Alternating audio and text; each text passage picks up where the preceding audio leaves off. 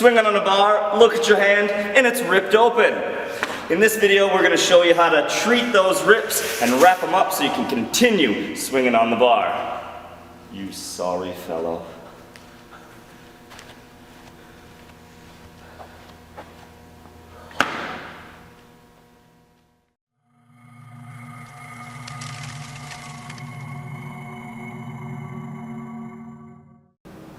The first thing we're going to talk about is managing your calluses.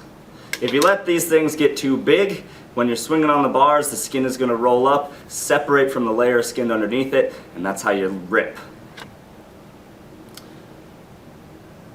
You can go to Walmart and pick up a bunch of things to help with your rips.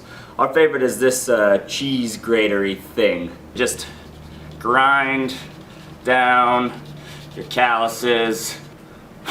And then you take it to a pumice stone, and then you're good. Get skin everywhere. So that's really the easiest thing to do. Make sure that your calluses don't get too big, and then you don't really have to worry about ripping. Really, you can use anything to grind down your calluses. If you don't want to go buy that thing from Walmart or Target or whatever's in your area, you can use sandpaper, the concrete, cheese grater, a file. It doesn't really matter. Anything that'll grind it up. I know people that use razors and microplaners. Whatever you got. Marshmallow. Marshmallow's probably not going to work too well. There's a bit of a misconception when it comes to chalk. Chalk dries out your hands so you can get a better grip on the bar. When your hands are more dry, there's going to be a higher level of friction, and with the higher friction, you're going to be more likely to rip. So chalk does not prevent rips. It does the other one. It's so pretty though. If you do rip, it's very important to treat it, number one, as an open wound, so it could get infected, so if you're prone to that, make sure that you keep it nice and clean. And number two, do not let it dry out. If it dries out, every single time you open your hand, it's gonna crack, and it's gonna hurt. Trust me, I know from experience. We like to put A&D ointment on ours. It's vitamin A, vitamin D, works really well to heal things up real quick.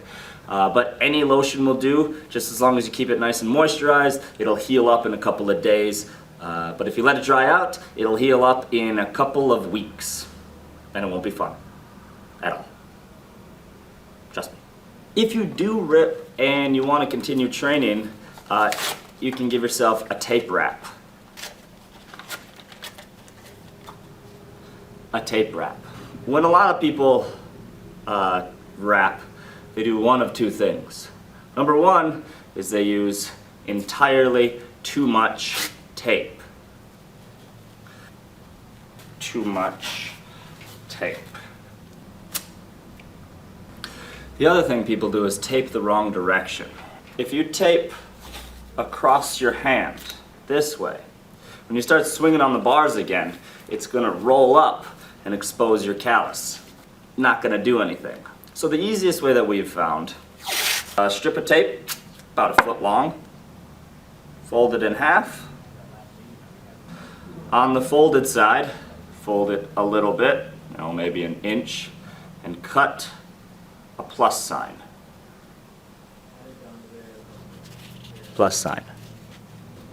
That plus sign is going to go over the finger of whichever callus ripped. Hold the tape down at your wrist and tape it around once or twice. Tape wrap. Now when you swing on the bar, the tape swings with it and there's no problem. This tape wrap works wonderfully. Again, plus goes over the finger of the callus that ripped, pull it down, tape it around the wrist, and you're done.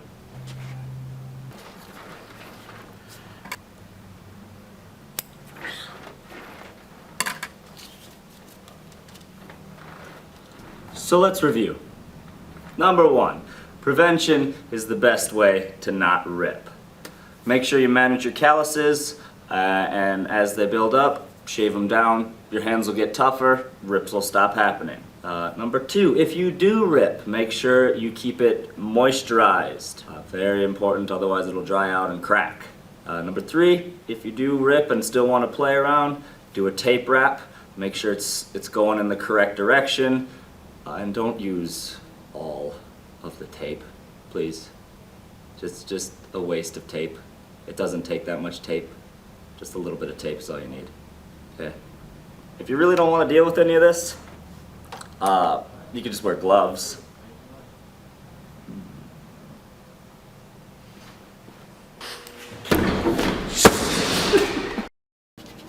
Trying to film over here! Shut up. Shut up. Sorry.